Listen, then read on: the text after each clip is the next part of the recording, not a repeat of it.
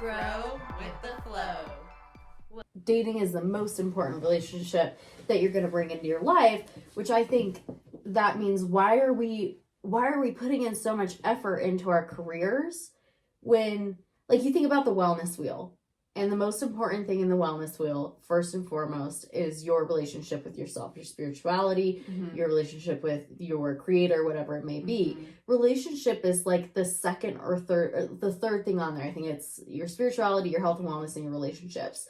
So like if we actually took care of ourselves the way that we should be taking care of ourselves, we focused our most amount of time on our spirituality and personal development, second most on our health and fitness and what we're putting into our body, and then third on our relationships. So how do you think that we could put more effort into relationships? Like, it sounds so exhausting. Because we're exhausted doing it. We're tired doing it. I don't want to swipe through apps. Like, I literally deleted them all because I'm just like, I'm over this. I feel like I would rather put my time and energy into my kids and my business. And well, remember, kids are relationships. Yeah. So like that's fair to make that a top priority. Right. And I think too, like when you decide what relationships you're going to focus on, like maybe right now, like I've realized I'm going to see, if I say like again, I'm going to punch myself. I love myself. I've realized I'm in a season where I'm like, dang it, where I've decided, okay, I've lost my like awareness of myself. I'm not in my body as much as I want to be. And therefore I'm going to take the time that I'm using on seeking out relationships with other men, and I'm going back into me. And so I'm choosing my relationship with myself. I think when you decide that you want to choose to start to look for a relationship with a man, there are ways to be intentional about it that are not going to be exhausting. And I think for everybody it's different. So I would prompt things like I would say exercise number 1, write out your ideal man. What does he look like? What does he sound like? What does he do for work? What is his house like? What is his car like? What how does he treat you? How does he wake you up in the morning? How do you wake, visualize it too. Yes. What does it breathe, smell, taste, all of that, and get a really clear picture on what your ideal man looks like. Right. I think exercise number 2 would be, where does that ideal man go throughout the day? Yeah. And then how do I cross paths with somebody like that? True. No, I agree with that. And that's why I feel like we've been putting effort into that, but we're not finding anything so we're far. We're not crossing our paths at the right place. We're going out at 11 o'clock on a Tuesday. Good point.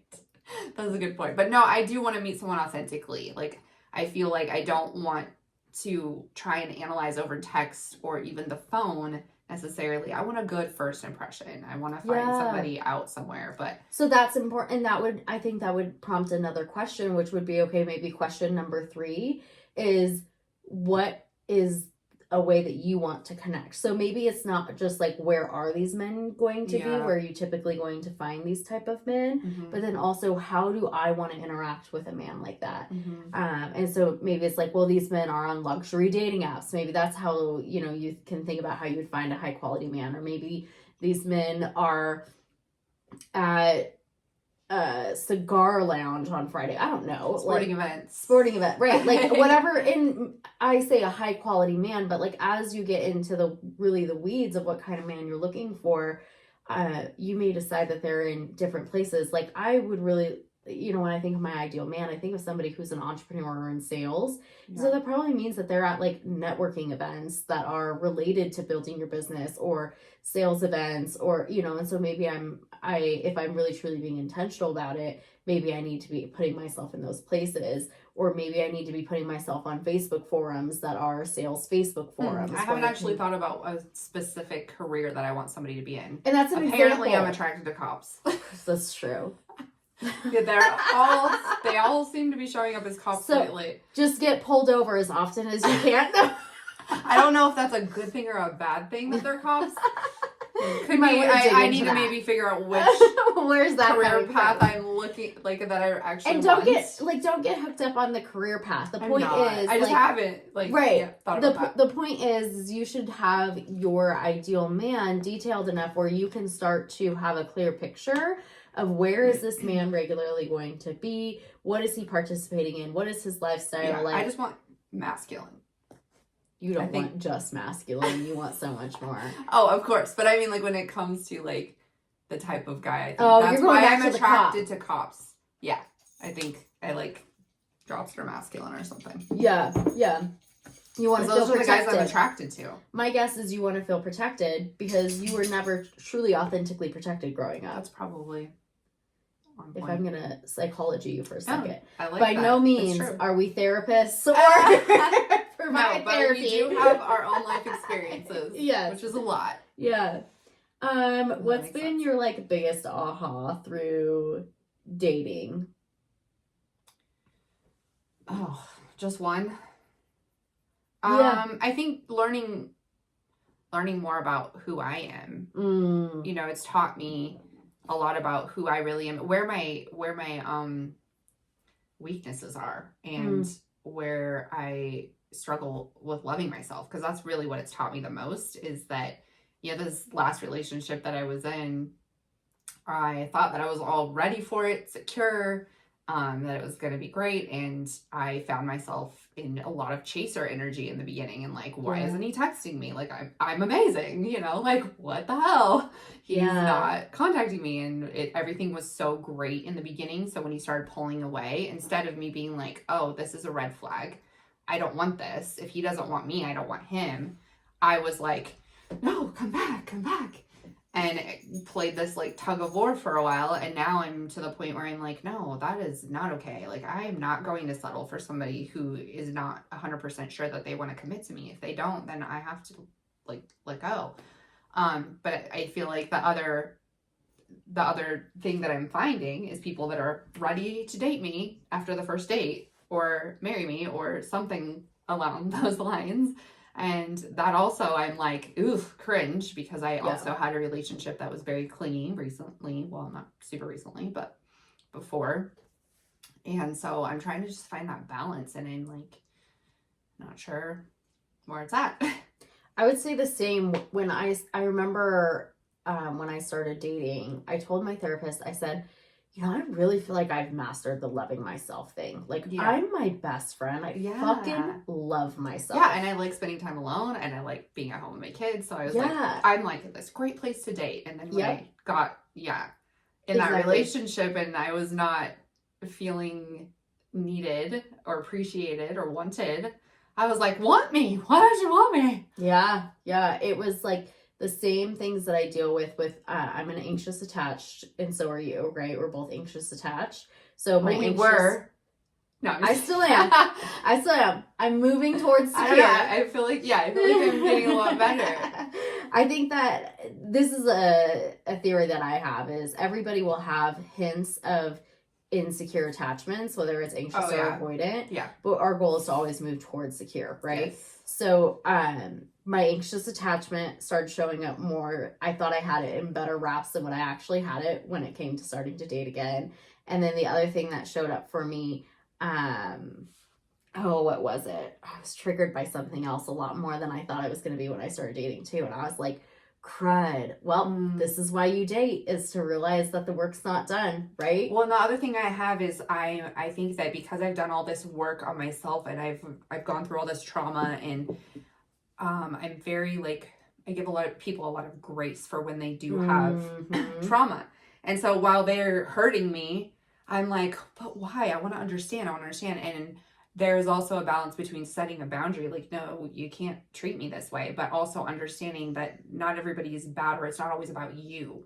They're not intentionally hurting you, and you can see that for what it is, but also not allow it. And I think that's something I struggled with in my last relationship, was I would be like, oh, I understand why he's doing this or that, because he's lacking this, or he has the avoidant attachment style. And so I was like too understanding, to the point where I was allowing a lot of hurt. him to hurt me. Yeah. And I think, like, as humans, we want everything to be black and white, but we live in such a gray world where it's really hard to live in that duality. Like, just because you're hurting me doesn't make you a bad person. That's your trauma. Mm-hmm. And I can't allow it, so I have to step away. Like, to be able to live in that duality is, like, saying it out loud. It makes sense. It's like, oh, okay, yeah, I get that. But trying to actually live in that duality is really difficult. Especially when you really care about somebody, because you don't want them to leave your life. And I have this kind of like saving people mentality too, where I really want to help people. And nobody helped me when I needed them. So when I see that they need help, I'm like, let me help you. Let me help you.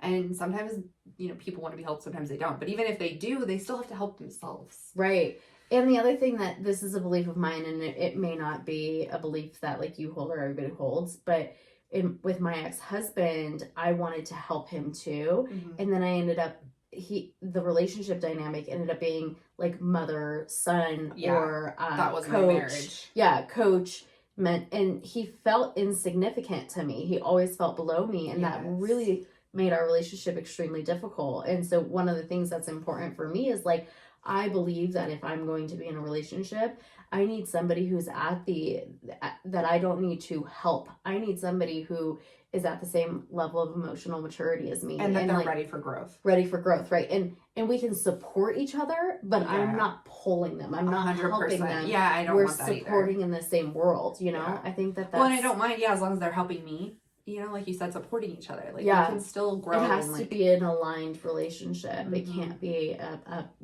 disimbalanced.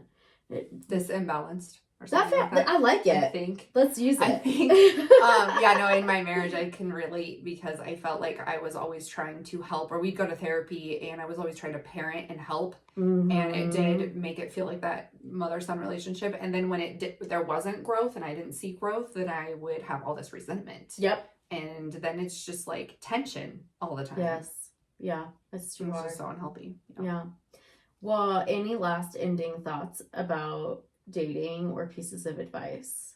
I like the advice that you said about visualizing, because that's something, something I've done, but I haven't done like down to every like kind of detail, which, I think. What do they smell like? You can't get too picky though, because then you're going to be like, oh, they have everything but wrong cologne. But it's the manifestation, right? It's like it's the idea of manifestation. So I'm not saying like, oh, they have to be perfect. Right. Yes. But it's like you're just building this visualization. Yeah, know what you want. I think knowing what you want and knowing what you look for, and also knowing what you do not want. Yeah. That you're not going to allow.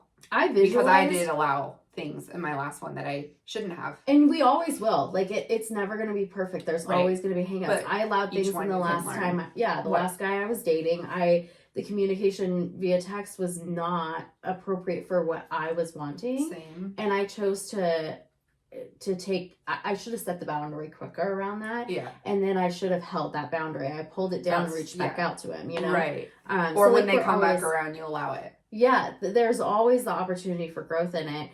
And the other thing outside of visualization that I did that was really helpful is I wrote a non-negotiables list of like the things that I absolutely have to have, but I took it all the way down to things that were negotiable. It was like, one of the things that it really, really bugs me is, and this is so silly, but if your socks don't fit, I cannot. What? I cannot. It's what? So...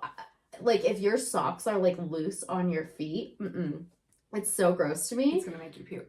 That is so hilarious gross. Because I feel like those kinds of things I can easily let go. It comes to the bigger things. But I guess for some people that's a big deal. You just write down everything. Funny. And I had a mentor who did this. He wrote down non-negotiables all the way to like the silly ones and graded it. Scale means 5 means I absolutely have to have this. I like that. It's truly a non-negotiable. A 1 is like, this would be a cherry on the top. So like, I think like this non-fitting socks are a 3. Like, I really don't want this, and I'm probably going to ask him if I can throw out all of the socks and buy him new socks, kind of thing. So funny.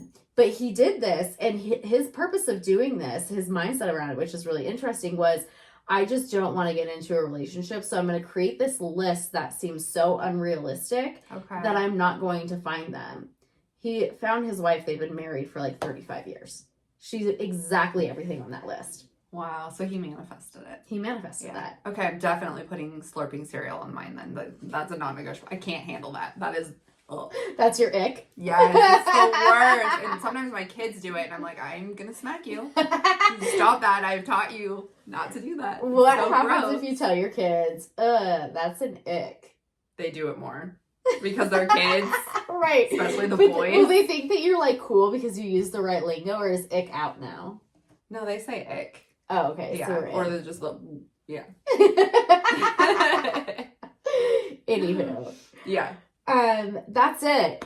So we gave you guys some tools and resources, gave you guys the reality of our lives. And if you know where to find high quality men, please leave it in the comments. Yes. And then the other thing too, throw in the comments like things that are working for you, advice that you've gotten in the past that's created big ahas. Like this is a community where we can all share with each other. The reality is we're two women that are just working towards being the best versions of ourselves. Mm-hmm. By no means are we there. So like, let's all help each other. Yes, absolutely. And we are fed up with the dating world today and how it is. So we're all trying to help each other with figuring it out and finding the man that we're supposed to be with. Preach. Sending y'all good vibes. Bye. Thanks for joining us.